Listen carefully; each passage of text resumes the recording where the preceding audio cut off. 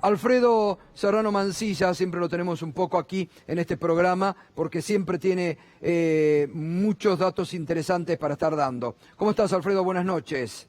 Hola, buenas noches, Gustavo. ¿Qué tal estás? Bien, bien, bien. Bueno, vemos cómo realmente la pandemia del coronavirus está haciendo cambiar muchas mentalidades, ¿no? Ayer lo veíamos, por ejemplo, al premier británico, Boris Johnson, hablando de que el Estado ahora, agradeciendo al sistema de salud.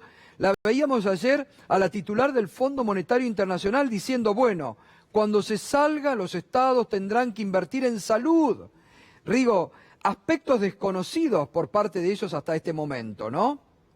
El mundo está discutiendo sobre una pandemia con efectos económicos devastadores a nivel global y donde el Estado no puede estar ausente, el Estado no puede estar arrinconado porque no existe capacidad del mercado, de lo que llaman eso de la mano invisible. Tan invisible debe ser que no tiene capacidad para producir barbijos, o no tiene capacidad para producir respiradores, o no tiene capacidad para tener camas públicas. Veas el caso de Estados Unidos que estabais comentando previamente. Se discute el Estado, y el Estado en política económica hoy en día es fundamental para tratar todos los aspectos que están encima de la mesa, cualquiera, desde lo tributario, que en la Argentina se discute y mucho, hasta la cuestión bancaria, que no sé, pero se podría estar hoy revisando cómo la literatura internacional, pero ni siquiera la más de izquierda, yo diría que es el centro de gravedad de la discusión internacional en materia económica, aspectos que hace 2 días parecían inimaginables, y es extraño realmente escuchar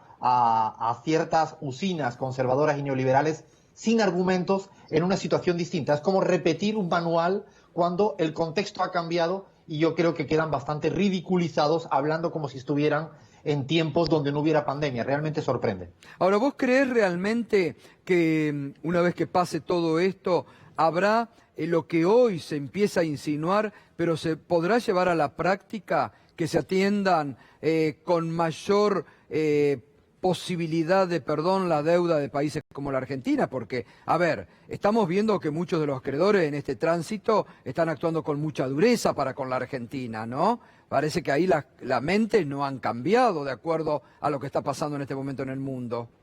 Lo interesante de todo esto es que hoy en día las propuestas de, por ejemplo, reestructurar la deuda o condonar la deuda, ya no solo es una cuestión de justicia, sino es una cuestión de eficiencia.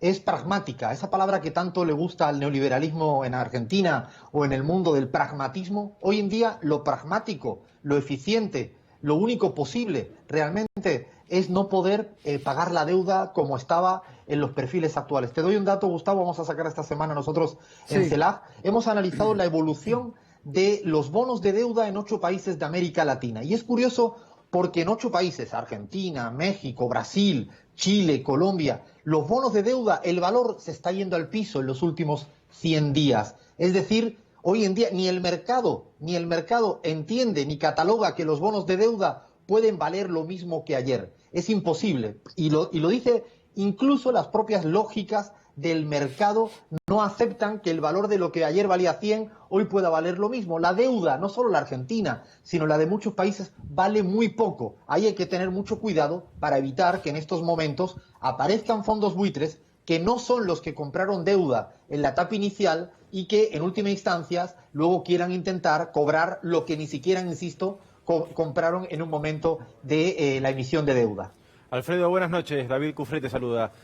Te quería preguntar respecto de la situación del Estado. ¿Vos imaginás que va a haber cambios a nivel internacional y también en Argentina profundos de reglamentaciones, por ejemplo, en el sistema financiero o impositivo para mejorar la distribución del ingreso? ¿O será que los sectores concentrados se aprovechan ahora y van a pedir auxilio al Estado para salir de esta situación, pero que pasada la crisis las cosas no cambian de fondo y se mantiene el statu quo? ¿Qué imaginas que va a pasar? Digo, ¿va a haber cambios profundos o simplemente una situación de transición?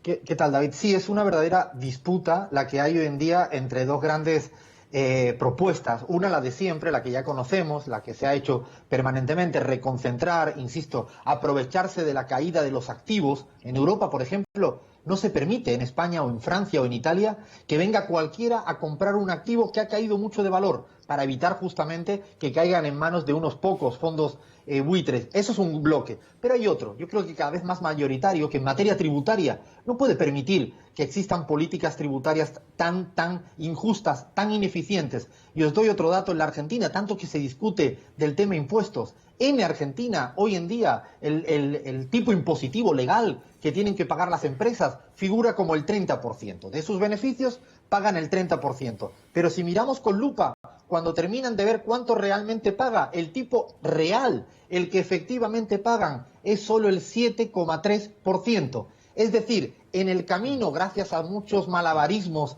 fiscales, contables, a veces rozan la legalidad, pasan de un 30% hasta un 7,3%. Bueno, yo creo que estas discusiones hoy en día calarán y quedarán en parte de los sentidos comunes. Dentro de una semana vamos a tener justamente cómo la ciudadanía argentina, en nuestra encuesta, analiza, tiene ese sentido común respecto a si es justo que al final sean unos, los que tienen mucho, contribuyan un poco más que la mayoría. Totalmente, totalmente. Bueno, es el debate que se viene, ¿no? Y que hay que dar necesariamente pese a las oposiciones que se están armando. Gracias, Alfredo, como siempre. Un abrazo, ¿eh? Muchas gracias y un abrazo. Nos estás acompañando con el hashtag